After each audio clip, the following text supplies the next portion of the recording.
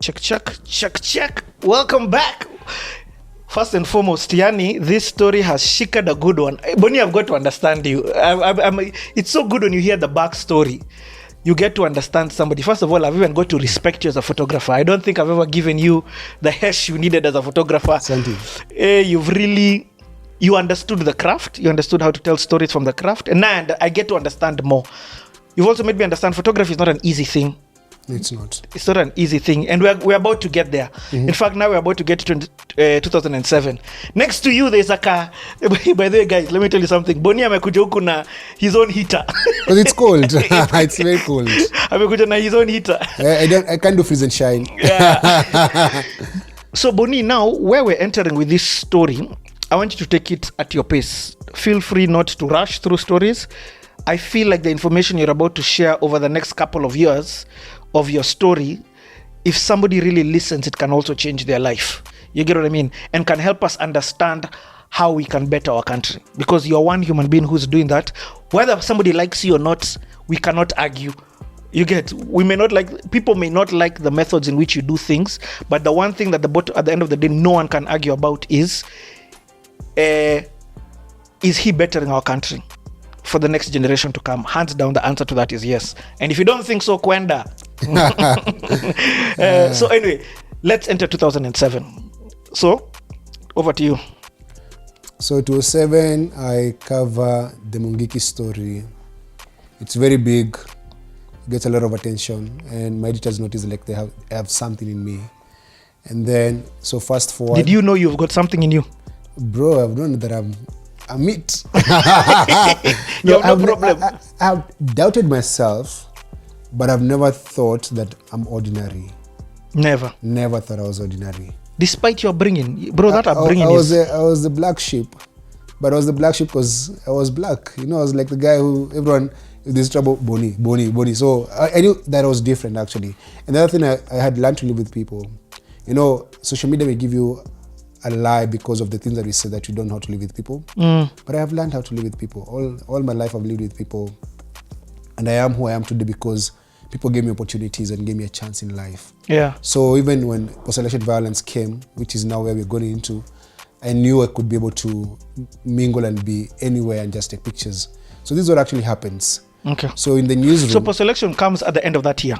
So December. So before December 2007. Yeah. I can't skip this one. You've become a father. I'm a father, my bro. Dad. I'm a father, bro. Hey, that one is it's the first big transition of life. So the birth of my son, May 15th, 2007, was a life-changing moment of my life. So this boy is born. I'm in the hospital. I'm there. Then I disappear from my wife's scene for the next 24 hours. I'm gone. 24. I didn't even eat, man. My wife thought I'd bolted. Where did you go? I went home, went to the newsroom. I couldn't work. I was in shock. Now there was another life that I was responsible for, and it was my flesh of my flesh, blood of my blood. So I was very scared. So I went away, then came back and said, "Oh, this is mine." Like I was very. You went for 24 hours. I was shaken, yeah. Okay. So and then my friends. What were you feeling? I keep saying. There was so many emotions, bro. I didn't know what to feel. I was in a daze. I was in a daze.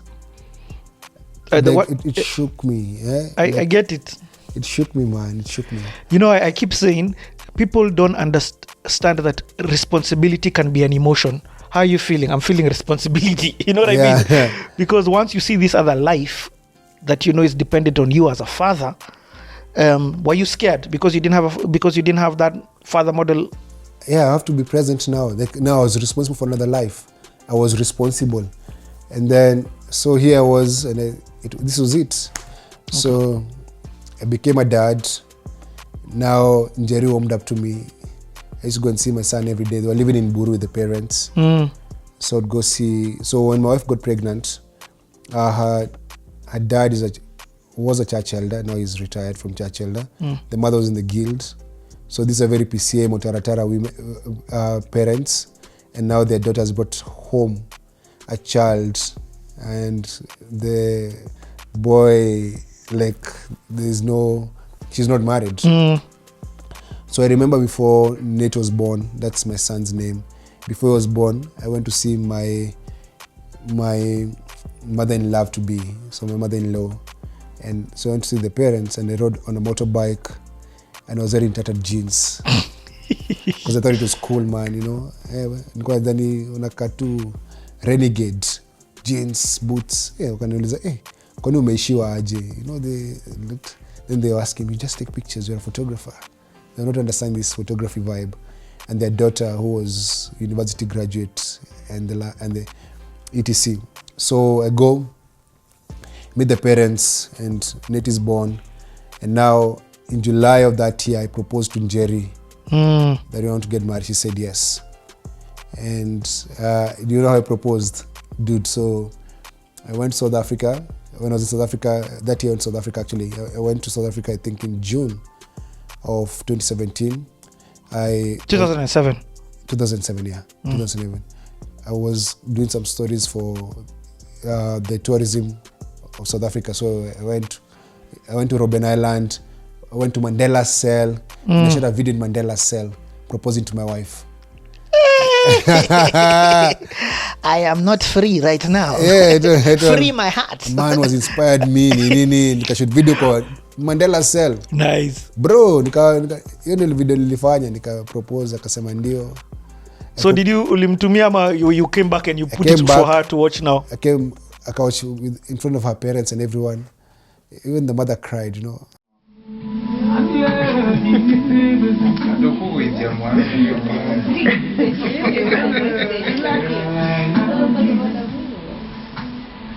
like what I would say.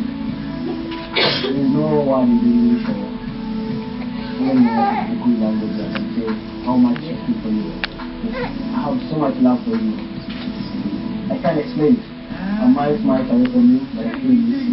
I want to be next to you. And I like to spend you. I like to feel this world to eternity.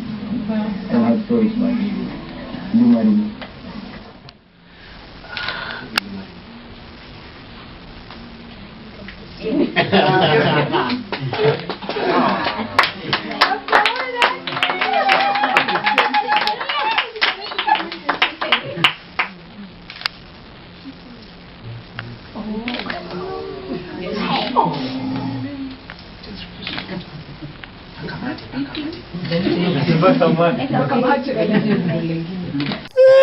Dude, I was pulling moves. And then these days, because I was doing a lot of work for the Ministry of Tourism, Kenya Tourism Board, I was doing some stuff, Kenya Wildlife Service. I could hook up Njeri with chopper rides. Bro, you know, people talk about influencing. Tulikuanga legit. Chopper rides, meaning there's a flight. They're going to do census in Naivasha of animals. I tell Njeri naje twende wanafanya relocation. No, not annual relocation. Like I'll see some bits of annual relocation and Njeri naje chopper ride. Tunaenda na Naivasha. We spend the day, then I bring her back to Nairobi, then put on my bike, take her home. I was trying to impress a girl. You did a good job. Impress a girl. So come November, so we planned for wedding in November. Now something interesting happened. So 2007, I'm making it as a photographer. I'm doing very well. Then I have private clients. So anyone, nataka picha nakuja kwangu. So I decided to open a studio in town, in Africa House. That's where I opened a studio. Akina Kambua, Sauti Soul, Rafton, Churchill, all these guys used to come to that studio. So we opened a studio, but the business is not very steady. We opened the studio, I think October around of 2017. When you say we, is it just you? It was me, and then now Njeri came to work. Okay. The studio. Okay. So it was my studio, and then now Njeri, because now Njeri comes to run the studio. So we had planned to get married in November of 2007. But now we had opened a studio. I can't remember which one to open the studio. And we opened studio, photo studio, and Classic Models, a modeling agency. I didn't know modeling agency has cartels in this country. So, so we opened a studio. It was called Photo Village. Wait, let's go back there. Yeah. You talked about cartels. Why? What do you mean? What do you Tell mean? you the cartels. No. I don't even. Okay. The cartels is that when I became the agencies of cartels, they'd get models from a particular agency, and then they get a cut. I get. Yeah, so you're coming here thinking that it's a genuine business, and then the cartels they charge people to join the agency, but you never get guaranteed work. And me, I was coming with honesty. I can't take your money and then I don't give you work. Just so people, you pay a joining fee, which is 1,000 shillings for administration. Yep. But they tell you have to renew the money every year. It's a cartel. So they tell you go bring people. So then I used to struggle to get photographers. Sometimes I want models for my newspaper, for my stories in the paper, but I can't get models. So I said if I open an agency, it's gonna be nice. So I can get models myself. And then, so we open this photo village, and then we say we're gonna have modeling by the side. So we opened this studio. Now, our wedding is meant to be in November.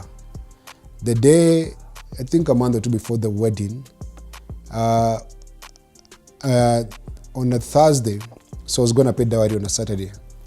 We had gone for the first visit, go for a second visit. We've been given a list of demands by my in-laws. And so I tell Njeri, I need 20K to pay rent. Rent was 20K that time for my house rent. So Njeri gives me 20K. Says, I thought she had the 20K. So I take the 20K and I pay rent for a house, for my house rather.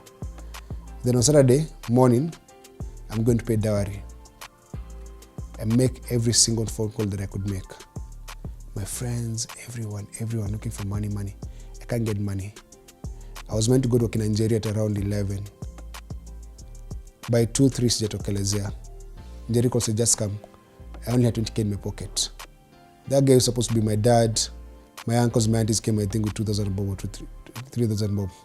So I show up to go and pay dowry with 23K. Now, the money that my wife gave me to pay rent, she had borrowed from her mother. Yeah.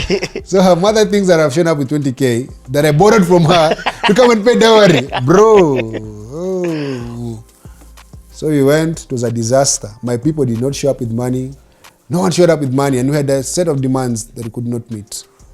So after that embarrassment and all that thing, because there was expectations, so we were not given a wedding date. Our wedding date was cancelled. So we didn't get married that November. There was no wedding, there was nothing. And so I was so mad, I was so furious. But we had a younger business we had just opened, and we paid hundreds of thousands of shillings. Because I'm earning 90K. But it wasn't the end of the month. So I did not have money because I just spent money opening a studio, paying things, buying cameras, buying things. And I'd actually bought my things from China. So I'd even gone to China to buy things that year. That's 2007. Yo. So this studio, my friend, we open a studio, but there's no wedding. So November comes. So December comes, and there's so many rallies. So me was following these politicians. And I think there's something that actually Kenyans should know, that the run up to the 2007 elections, there's a lot of incitement in this country, a lot of hate in political rallies. But most media houses actually erased all the tapes. When ICC came, all that evidence is imepotea. The things that these people are saying in rallies were just very, very hateful and very insightful. Now, before the elections, I knew whoever becomes president, maybe my next job is going to be at State House. Because most of the people that I knew were actually working for these politicians on both sides. I was like, election tafanyika, whoever it is becomes, because I'm a very good photographer, I can progress from this newsroom, niende nikafanya kazi State House. Because unajua, it's ambition too, you're a very good photographer, I'll be shooting president, I can travel. So the elections happen. 27th December, so when you have elections, you have the main contenders. When you have the main contenders, you send the best photographer to cover the main contenders. But now even for the one for Raila Odinga, it was Raila Odinga versus Moi Kibaki. You don't have to send someone very good at Moi Kibaki, because you know even if you don't get a picture of Moi Kibaki, there's pool photography. The president has his own photographer who's going to get pictures. So me, I was sent to go and cover Raila Odinga in Kibera, because I was one of the best photographers. So I go to Kibera, I take Raila pictures, he comes and votes. Raila is like he's a tsunami when he comes. He just have droves and droves of people. I shoot my aerial shots, I take nice pictures of him voting. I go and file and chill. 28th, there are no results. 29th, there's a bit of protest in Mathare. Then 30th is a day that there's that infamous, or rather famous scene at KICC where lights are switched off and guys are kicked out. When that was happening, you know where I was? I was in Mathare slums. Because now, you see, the thing about the beat, if there's no story, you're hearing there's protest. So you just go to where there's a bit of protest, guys saying, why haven't you announced the results? Guys are closing the road, so I went to Mathare.